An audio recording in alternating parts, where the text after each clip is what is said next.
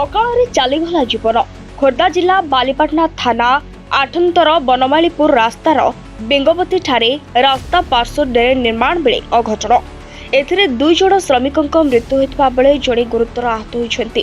Drain ପାର୍ଶ୍ୱରେ ଥିବା ବେଙ୍ଗବତୀ ଉଚ୍ଚ ପ୍ରାଥମିକ ବିଦ୍ୟାଳୟର ପାଚେରୀ ଭୁଶୁଡ଼ି ପଡ଼ିବାରୁ ତା ତଳେ ଚାପି ହୋଇ 3 ଶ୍ରମିକ ରହିଥିବା ବେଳେ 2 ଜଣଙ୍କର ମୃତ୍ୟୁ ହୋଇଛି ଓ ଅନ୍ୟ ଜଣଙ୍କୁ ଗୁରୁତର ଅବସ୍ଥାରେ କ୍ୟାପିଟାଲ ହସ୍ପିଟାଲକୁ ସ୍ଥାନାନ୍ତରିତ କରାଯାଇଛି। ଆର୍‌ଆଣ୍ଡଡି ବିଭାଗ ପକ୍ଷରୁ ଉତ୍ତରା ବନମାଳୀପୁର ରାସ୍ତା ସମ୍ପ୍ରସାରଣ ଓ ଉନ୍ନତୀକରଣ ସହ ରାସ୍ତା ପାର୍ଶ୍ୱରେ ଡ୍ରେନ୍ ନିର୍ମାଣ ହୋଇଛି। ରାସ୍ତାର ବେଙ୍ଗାବତୀଠାରେ ଡ୍ରେନ୍ ନିର୍ମାଣ ବେଳେ ପାର୍ଶ୍ୱରେ ଥିବା ସ୍କୁଲ ପାଚେରୀ ଭୁଶୁଡ଼ି ପଡ଼ିଥିଲା, ଯାହାଫଳରେ ତା ତଳେ 3 ଜଣ ଶ୍ରମିକ ଚାପି ହୋଇଯାଇଥିଲେ। ସଙ୍ଗେ ସଙ୍ଗେ ସ୍ଥାନୀୟ ଲୋକଙ୍କ ସହାୟତାରେ ସେମାନଙ୍କୁ ଉଦ୍ଧାର କରାଯାଇଥିଲା।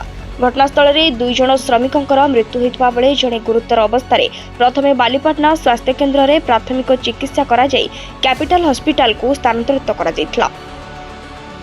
ବାଲିପାଟଣାରୁ କୈଳାସ ପାତ୍ରଙ୍କ ରିପୋର୍ଟ, ଏଟିଭି ଓଡ଼ିଶା ଲାଇଭ୍।